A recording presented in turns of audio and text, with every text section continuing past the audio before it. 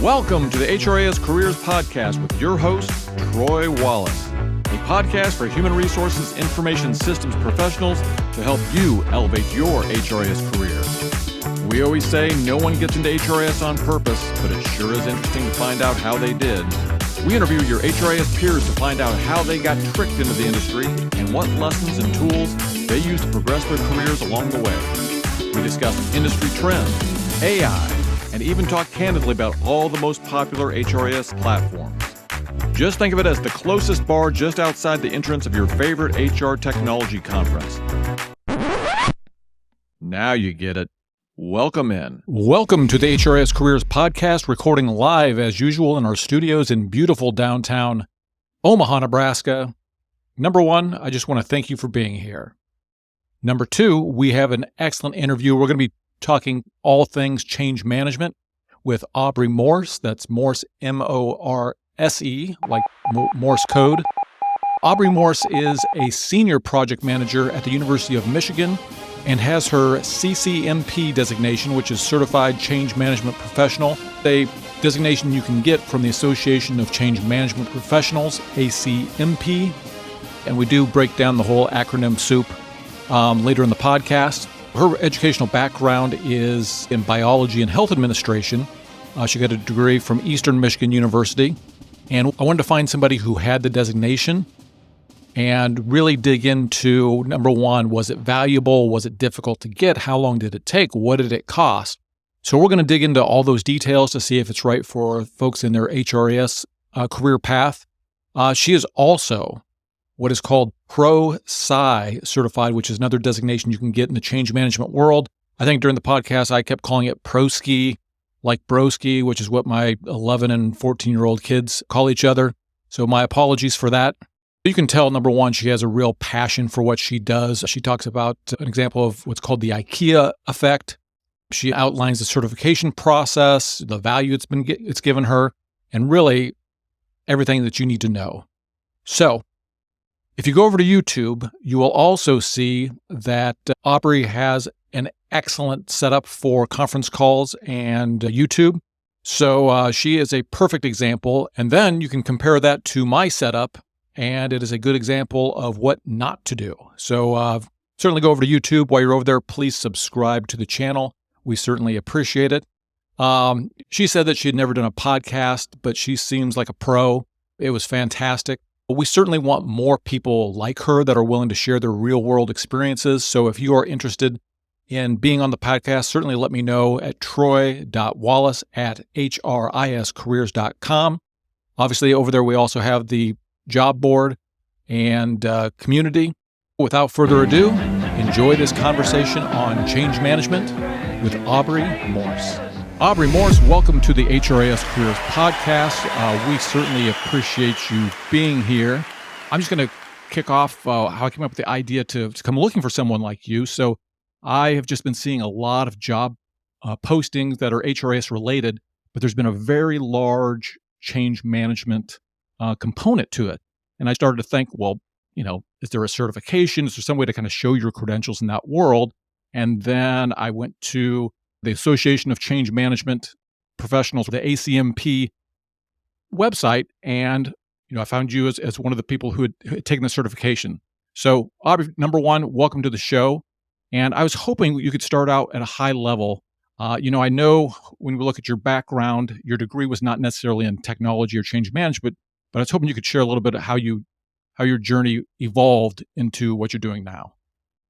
Absolutely. Well, first, Troy, thank you so much for having me on the show. I'm really excited to talk a little bit about change management. It's not super often that people are excited about change management, so I'm really happy to hear that you and hopefully the listeners are. Well, I think I can't speak for all my listeners, but I nerd out on this stuff, so I think there's going to be quite a few people out there that will do the same thing. Perfect. So like you mentioned, I did not start out in school with a focus to go into change management. My bachelor's degree was actually in biology and health administration. And so I had, I'd always known that I had a passion for wanting to make a difference in helping people. My very, very first job was a lifeguard when I was in high school. And I loved the way that we were able to help and support people have a good time and, make sure everyone stayed safe. And so when I was in school, I kind of stayed on that, helping people track where I worked in a hospital part-time as a phlebotomist and as an ER tech, which had a much different varying degree of helping people. But it all kind of, you know, muddled down to the same thing where whether it's, health care or IT or HR, the heart of it is always kind of trying to help people and help them understand difficult situations and get through them in the best way possible. And so over time, I kind of changed my purview. And of course, it was after I graduated college that I really understood that it wasn't really, the medical side of healthcare that I was interested in, but more of the information technology portion that really kind of grew my passion and interest for helping people. I always tell people, especially in the HRIS industry, nobody gets here on purpose. Like there's always some little fork in the road where you go one way or you get put on a project. It sounds like yours was being in the medical profession and then finding a different passion. Yep. It wasn't until I started at the University of Michigan in 2017 that I really understood, what impact technology has on the healthcare industry. I was put onto a project that had a pretty significant, complex implementation that we were disrupting a lot of lives and a lot of different positions with what we were trying to achieve. And so that really helped me develop a, deeper understanding as to how I could make a difference in that human capacity from a technology perspective. So it was a really kind of eye-opening experience, and it's led me to where I am now. Yeah, and I've got we talked a little bit before we press record, and I have so many questions because, like I said, I was going down this path of considering getting my own certification, and I didn't know where to go. Was there one official organization? Were there multiple? And so I think what you've gone through will be very helpful for people in HRS that are considering Mhm. getting some sort of change management certification. But first, just for all the listeners, I want to go through the acronyms Okay. of what we're going to be talking about. So we have, number one, we have ACMP, which is the Association of Change Management Professionals, and they sponsor the CCMP, which is the Certified Change Management Professionals designation. Mhm. And then I found out a little later in the game, but that you also have another certification by Prosky. I don't think they have a fun acronym, but they do have their ADKAR model, ADKAR. So all kinds of acronyms to unravel. Mhm. Uh, so let's talk a little bit about that. So obviously you were at the University of Michigan doing technology projects, and it looks like you've been very successful and getting promoted along the way. At what point did you decide to pursue the CCMP certification? So once I completed the first round of the ProSci trainings, it really kind of opened my eyes. So the first levels, you basically complete a 3-day training course on the fundamentals of change management. And that was really the first time that I was exposed to a very formal process of change management because, no matter what position you're currently in or what job you're currently, in, everyone does change management every day, right? Things are always changing in one way or another, and we're all handling change management in different ways and in different perspectives. Um, ProSci was the first time that I actually saw how these principles are applied to kind of broaden my understanding of how change management can take place. And so that really interested me in trying to learn more about, how can I formalize how I approach change management to help me succeed in various implementations or different projects, or even in my career aspirations. And so I completed another course through ProSci called the Masterclass series, which was wonderful. They had experts from all over the organization that were, involved in change management one way or another that would present and kind of talk about their experiences. And then they would kind of provide a lot of content from, what they've gathered over the years, which was excellent. And so it was really after I invested quite a lot of time in attending different webinars from the ACMP. I attended I remember the name of it. It was an ACMP conference in South Carolina, where that was the first time I was in a room with like 100 or so change managers. Because as you mentioned before, change management is a relatively new concept in a lot of organizations. It may have been done informally in a lot of ways, but, more recently, it is becoming more and more formalized in the way that's expected to be handled. And so attending this conference, it really enabled me to, see the potential for where this kind of career choice was going and kind of helped me to learn and network with other individuals. And the people that I did meet at that conference, a lot of them had already had their CCMP and they had told me kind of, what it had or how it had helped them in their careers or their current roles and stuff like that. So that's when I kind of got the interest in kind of taking on that next step. Plus, and I hope when you went to that conference, it was wintertime.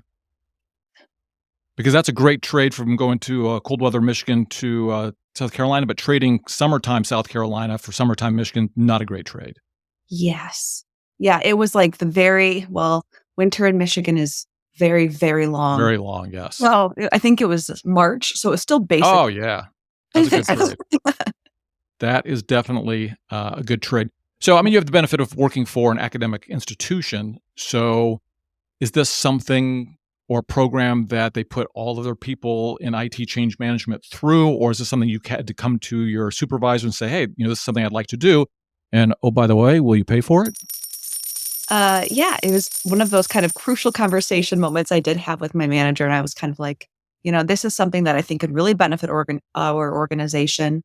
Healthcare IT is something that the only thing constant is change. And understanding how to handle that better will only benefit the University of Michigan as a whole. And so luckily I was in a position that my leadership was very supportive of this. And so they did pay for all of the certifications and conferences and trainings and all that kind of crazy stuff. So I am very privileged to be able to be part of an organization that does support professional growth as much as I am. That is nice. And obviously, Michigan has a renowned, MBA program. Do they offer similar types of classwork that you have access to at Michigan, or is it not really offered in that capacity?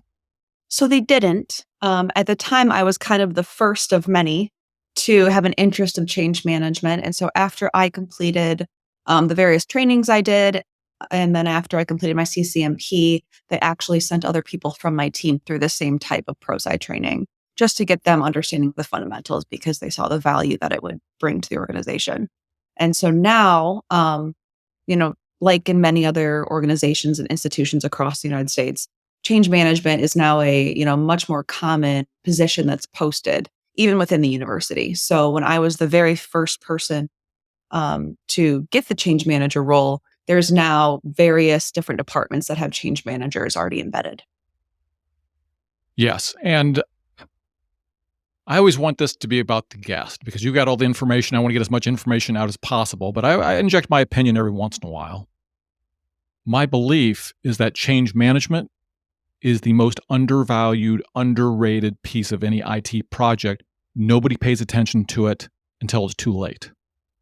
Absolutely. Do you have a perspective? I mean, obviously, it sounds like there's emphasis in your organization, but in general, do you find that when you talk to other professionals? Oh, absolutely. I think that, sometimes change management can kind of be seen as a dirty word and people don't want to deal with it. They don't want to hear about it and they just want it to go away. But they don't understand that, if people are at least aware or have some basic knowledge of how change management can impact the ability or the, success of a project to go live, they're much more likely to, um, you know, listen to what you have to say. I always kind of fall back on the IKEA effect, which I'm not sure if you're familiar with, but it was a study that was done that basically looks at um, a, I'm trying to explain this. You said IKEA, like in the Swedish meatballs? IKEA is in the company. Oh, The okay. All right. company. So it basically is a cognitive bias that helps you explain why people place higher value on things that they help to build or create, right? So Right. the idea here was that they asked a group of people to put together a dresser and then rate on their value. And then another group of people, they just handed the dresser to and said, well, what would you rate it at? How do you find the value?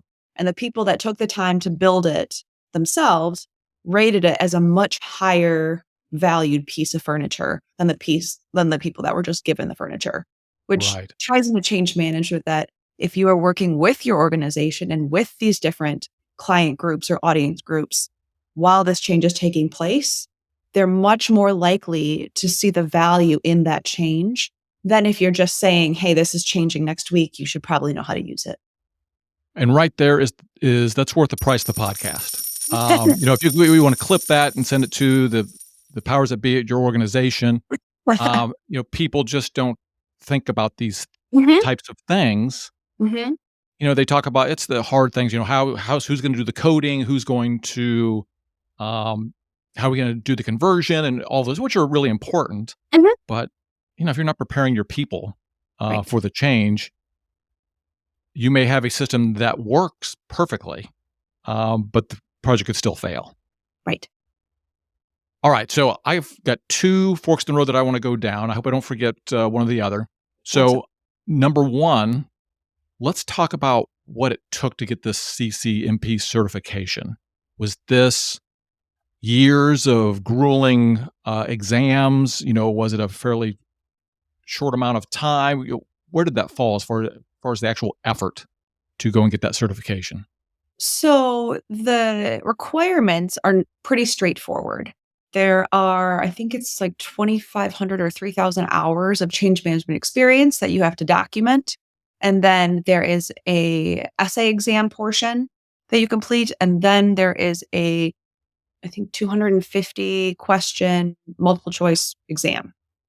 And so the hours obviously take a while. It took me a couple of years to be able to get that many hours. Luckily, I was in a position where I was a change manager, so my full-time job was doing change management activities.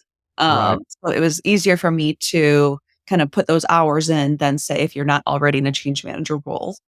Um, right, but then the essay portion was really focused on kind of how do you utilize these best practices in your everyday life and providing examples as to how you are using the concepts and principles that are kind of all involved in the CCMP into your current practices. And that wasn't too bad. The most difficult part was definitely the multiple choice exam.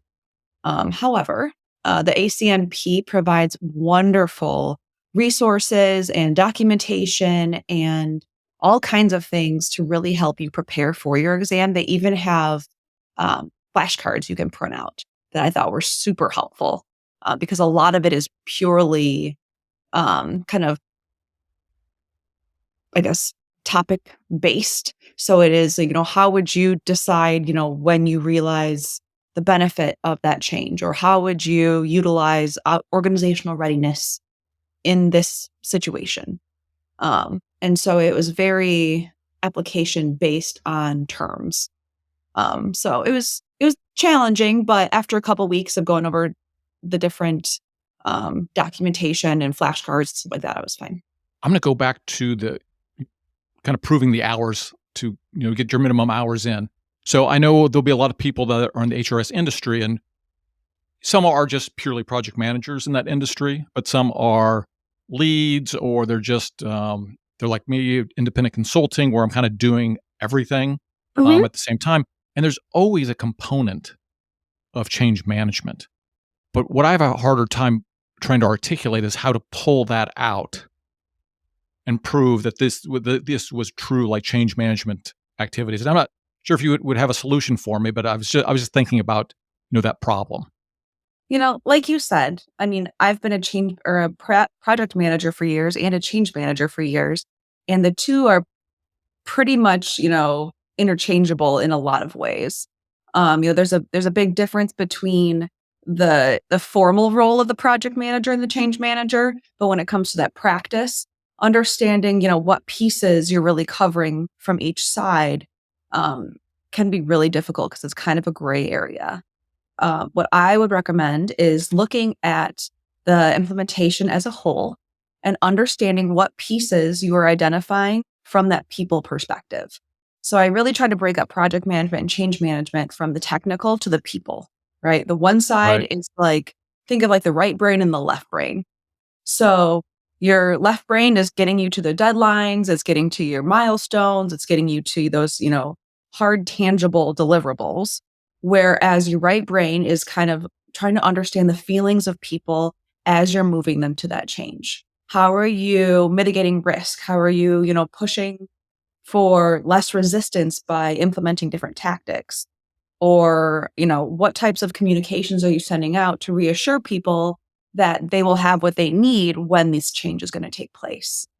And so I think in a lot of different ways, it's really just trying to change your perception of how you are implementing different efforts and seeing, what piece kind of matches with which side. Got it. So I want to get to. Did I warn you about this? Maybe I didn't. I like to do a lightning round. It's usually fun questions, but as we get into it, you can always pass on the questions. But one thing I don't want to forget about, because I think this is really important. So let's say you've got a project. They take a project to your desk. Okay. And you're like, okay, we've got this IT project. Here's kind of the parameters. Oh, by the way, it's a year project. We're already in month 6. You can't be serious, man. You cannot be serious. And we're just now coming to you. Does that upset you? Do you think you should be there earlier? At what point in the project do you think that change management needs to have a seat at the table? So I would say the earlier the better. It is not uncommon for them to come to the table at 6 months in and say, hey, we have to go live in a month. This is what I need to happen. But ideally, you would be with the project sponsor and the project manager at the very beginning to really understand the purpose of that change and to understand that organizational readiness to actually implement that successfully. Because I think organizational change and organizational readiness are two things that are very undervalued, because understanding, what the situation is in an organization before change is put onto it is almost as important as the entire strategy as implementing it itself. If you have an organization that has experienced a ton of change over the past year, whether it is reorgs, whether it is, different processes or different systems being implemented, and you are running into a situation where the organization quite literally has change fatigue, that they're just so sick of adapting to new stuff that they're just burnt out, you're going to have a much more difficult time getting a successful reaction from your implementation than if you take a step back, understand how you can adjust your strategy, your timeline, whatever else that you can do to make sure that you're really meeting the needs of your organization before putting more change on them. Yeah, and I think people just don't think about these things. Now, I get it. People don't always have the resources and the budget to have a change manager there full time to think about these things. But to the extent you can, it is helpful. Mhm. So I am guilty of managing my projects through a RAID log, but I'm on day 1 flagging things as change management items. Mhm. And, I don't care that we don't have to solve them right there, but I want to capture them as, hey, this is a change management thing. It needs to be flagged like that on the decision log just so we don't forget about it. And now in a separate meeting or 2 months down the line, we can come back and revisit all these when we're better prepared for the people part Right. of the project. So that's how I tend to solve that. But yeah, it's always frustrating to me that people don't bring in the change management early. Yeah. All right, we are going to go to the lightning round. So this is a series of questions, 3 to 5. I've got a little grab bag that I prepared for everybody. Again, I put some fake time on the fake clock that you won't hear. I'll edit that in later. And here we go with question number 1. What's the most surprising lesson you learned during the certification process? The most surprising lesson I learned was probably the importance of benefit realization, to understand how you can explain to your audiences when the benefit of that change is actually taking place. Aha, would be surprising to me. I would have not thought about that. That's excellent. All right, number 2. 2. What's the most unusual or surprising thing that you've had to manage change for? Oh, that's a good question. Honestly, sometimes assessing different levels of change need and change, I guess, support can vary so much within different groups. And so when you're working with one department to implement one product, but there's, say, physicians from all different levels their comfort level ranges significantly. Some are super thrilled about it. Some absolutely hate it and are threatening to quit if you actually do it. The most difficult piece for me is trying to unite those two groups together to make sure that you are finding a way to really improve the overall environment for everybody. And sometimes that means taking various approaches for the same project for different groups.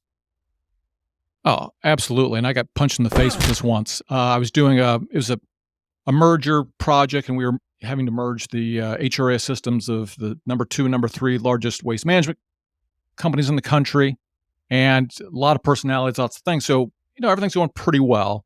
And we go out to do the training, right? So we're executing the training, we're traveling the country, and, typically we break for lunch, and you have lunch with the students, and we're talking. And of course, we're excited about what we're rolling out, but we're also really excited about all of the new things we're going to put in. Mm-hmm. And I'm talking to this table of people probably I was probably in my 30s at the time, and so they're probably in their 60s, and they just said, "Troy, we don't really want any more change. Like, new's not better. Like, we just want it, whatever it is, if it's working, let's just keep it the same." I was like, "Oh, that was just a perspective that, in my mind, why wouldn't you want, new things rolling out all the time?" Right. All right, let's go. I believe we are in question number 3. 3. So I'm going deep on this one. So I That's saw that you were a phlebotomist at some point. I was. So people may not know about me because I don't advertise it, but I worked my way through a lot of college making money by giving plasma. So I got on a first name basis with phlebotomists around the Omaha area. Oh, that's nasty. So Right. any interesting stories, or did you ever have a phlebotomy situation go bad on you? So, the funny thing is, I always talk about, change, how change is good and how you have to, reinforce change. Well, I trained a lot of people in phlebotomy. And Aha. so as part of that training process, I would walk around the hospital with like my trainee, and we would go find different patients that needed new IVs or blood draws or whatever. And so just to get them some practice in before they were left alone on the floors. So I ran into a thing where the first time that someone would poke somebody, the patient almost always would ask, like, "Is this your first time poking someone?" Oh, And yeah. the doc would have to be like, "Yeah, like it is." And the patient would freeze up, and they'd be way more nervous than they needed to be. So I changed it to where we would train, and then I would let them draw my blood first. The only problem was that I have a very high vagal response, and I generally pass out whenever I get a shot. So Right. That's quite a cancer or a confidence booster. Right. yeah. And so I was like, okay, like we're gonna let this trainee poke you. It's not, and I'm like trying to tell myself that it's gonna be fine. We're not gonna pass out because that's gonna be very embarrassing.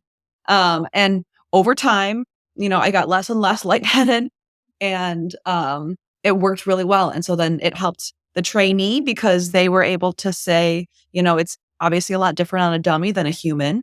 Luckily, I have very good veins, and so it generally went pretty well. But it also helped us in building trust with those new patients, saying, "Nope, this isn't the first person that she's ever poked. She's excellent at what she's going to do, and I can verify that I've seen her do it before because she had stabbed me 20 minutes before." That is very, do you happen to watch Doc Martin I on haven't. PBS? Anyway, Okay. it's a PBS show for the Masterpiece Theater. And he is a medical doctor, and he was like a world-renowned, I think, surgeon. But then he got where he just couldn't take the sight of blood. Right, so he had to go practice in a small town, and he was fine all the time until there was anything having to do with a little bit of blood. Then it got very interesting. All right, that was a great example. All right, we are on to question number 4. 4. So you're there in Ann Arbor, which I have not been to. I know we're posing. You're probably a Michigan fan. I'm a University of Nebraska Cornhusker fan, but I've heard it's a beautiful city. Do you have a go-to, if somebody's visiting, do you have a go-to restaurant or there in Ann Arbor that everybody should visit? There are so many that are so good. I bet. So Ann Arbor as a whole, the thing I love about it is that it is a college town. It is just, it just feels like organic artwork. There's artwork, painted on pretty much every corner of every building downtown. There's a huge arboretum that's just, thousands and thousands of square footage of forest, and they have the peonies, and it's gorgeous. As far as restaurants, I've really started to like the Blue Llama Jazz Club. The food is really kind of eclectic, and you go there and you can see a live jazz show, and it's a great time. During the summer, they have the main street actually shut down on the weekends, so people can just walk in the street, and there's always live music going on outside, and it's a really great experience. I think that's the good thing. I lived in Phoenix for 12 years, but I'm from Nebraska originally, got sucked back in. And that's the one thing about we Northerners, man, we take full advantage of the summer. Oh, absolutely. We have to. Absolutely. Yeah, absolutely have to. All right. So question number 5. 5. We'll take it back to a little bit of business. What's your favorite project management tool or app that you just couldn't live without? Oh, that's a good question.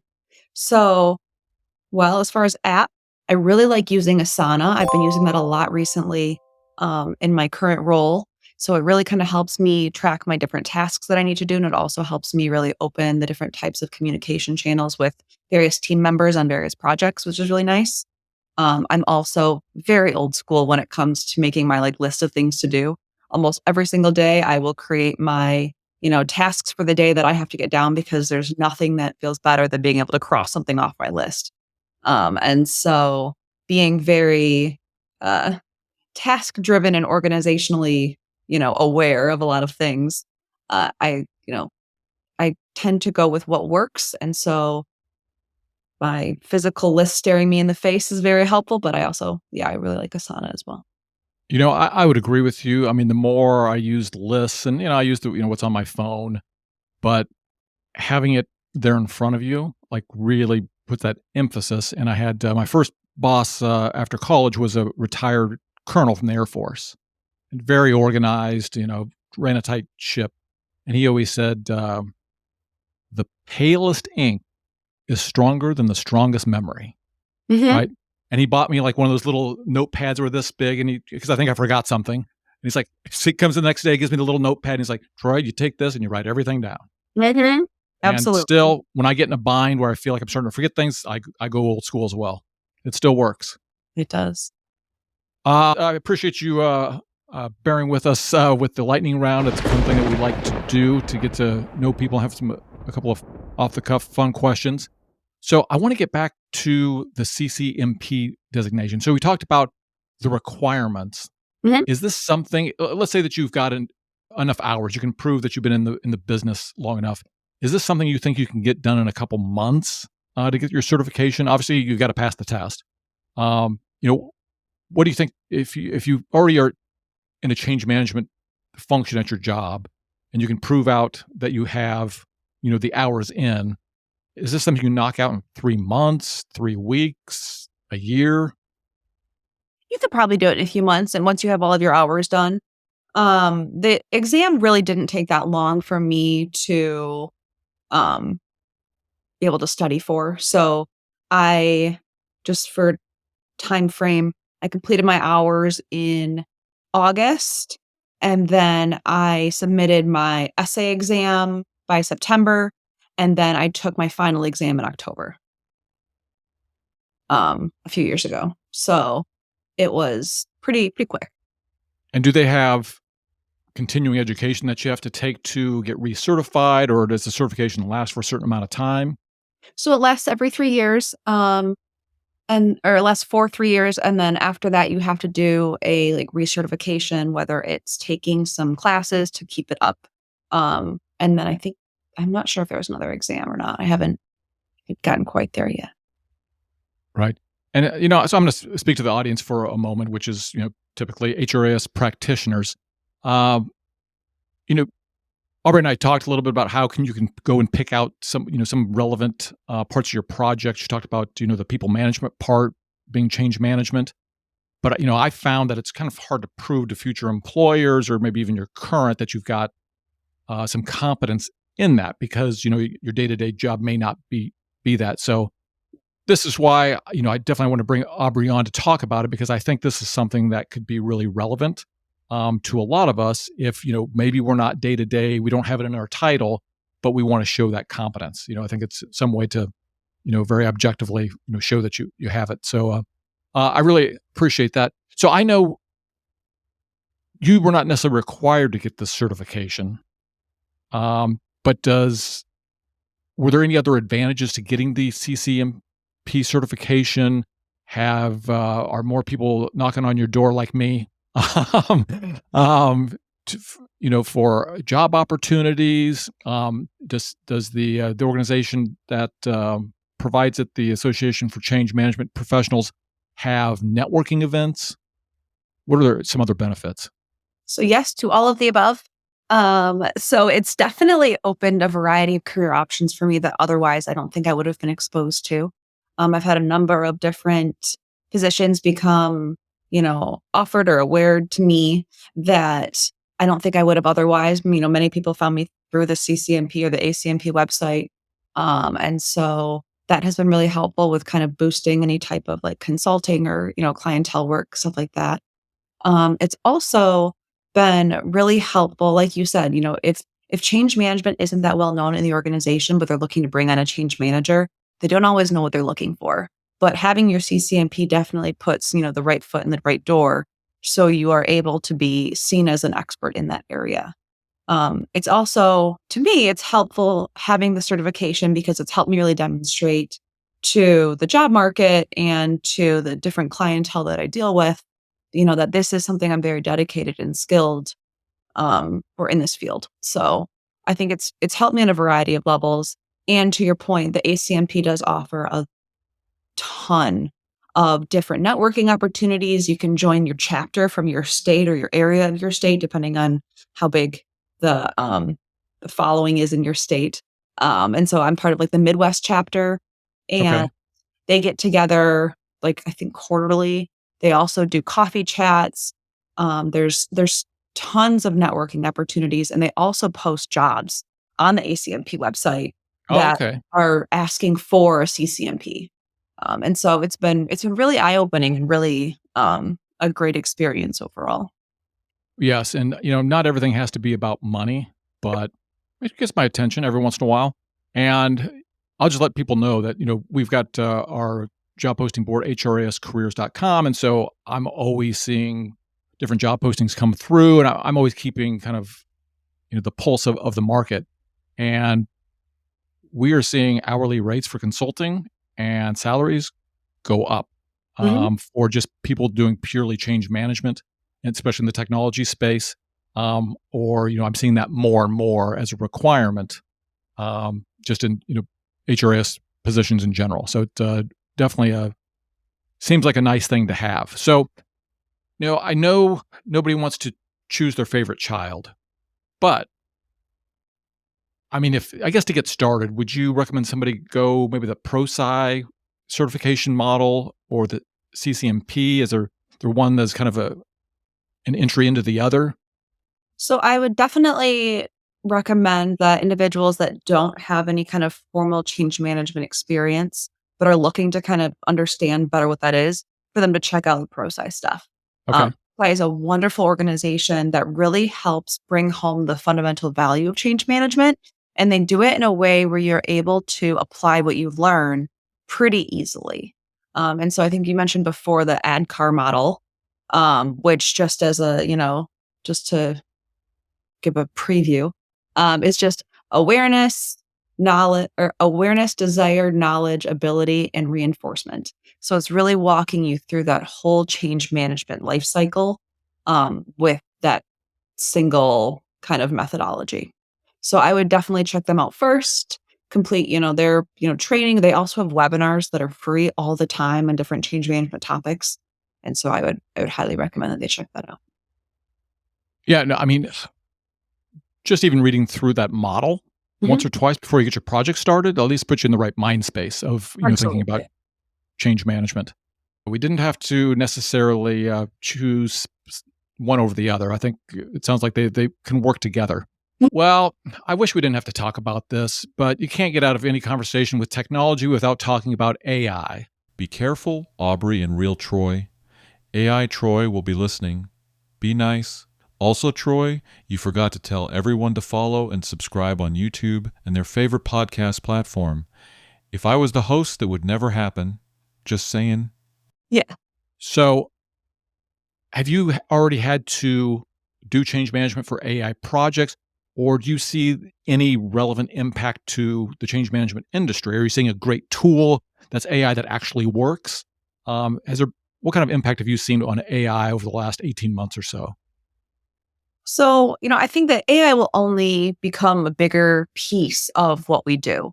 And luckily for change managers, it's a long way off of having some sort of AI application be able to filter out that human emotion that goes into change and adopting that new way of thinking, right? However, AI enables us to do a lot more, a lot faster in many more ways. And so as change managers, I really see AI impacting us from a perspective of we need to understand it so we can help other people understand it too. And so whether it's, helping individuals understand how to use these different tools and these different technologies in their everyday work to be, better or more efficient or more creative in what they're doing. I really see how I see AI as a future partner in a lot of ways for the change management industry, especially as the importance of change management continues to grow throughout the various industries. Nobody's going to be a human, right? I think is that Lex Friedman, who talks about a lot about technology and has a podcast, talks a lot about robotics. He says, to be human is to have almost that element of surprise, right? Right. A little bit of unpredictability, and I just don't think AI is ever going to quite get there. So I think we are all safe for at least the next 20 to 30 years. We'll see down the road. I do believe it helps you, I guess I'll call it ideate. If you can give it some parameters and train it a little bit on the ADKAR method or some of these items, I think we are all safe for quite a while still. Excellent. So I know we want to get you out of here. We certainly appreciate you taking the time to take an hour to visit with us. I think this has been incredibly valuable to the folks that may have not thought about this and certainly didn't know about these organizations that do certifications.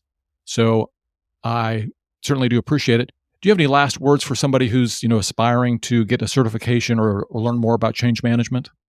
Any last words? Well, I would start by, my grandmother always says to be your own book. And so there are so many methodologies out there about change management and so many different ways to approach change management in different institutions or on different topics. And so I would recommend, get out there, do your own research, see what types of methodologies speak to you and how you can apply them in your current role, and then utilize what you can learn to plan and prepare for the job that you're looking for. Aubrey Morse, again, we certainly appreciate you being on the show. I know you do some consulting work around change management. Where can people reach out to you if they're interested in that? I do some consulting work, so I'm, happy to help however people can, or if people are interested in getting in contact with me. I'm also always happy to provide any insight on the CCMP or change management stuff. So if they want to get in contact with me, they can, the best way is either just find me through LinkedIn or find me through email. So my email is just auth@umich.edu. Awesome. Aubrey, we appreciate it. Again, this is going to be super valuable for everybody. You can visit HRISCareers.com/podcast to get all the podcasts. We will have a full blog post with all the show notes and links to all the resources. Again, Aubrey, we really appreciate it. Thank you so much for having me. I really appreciate it. There we go.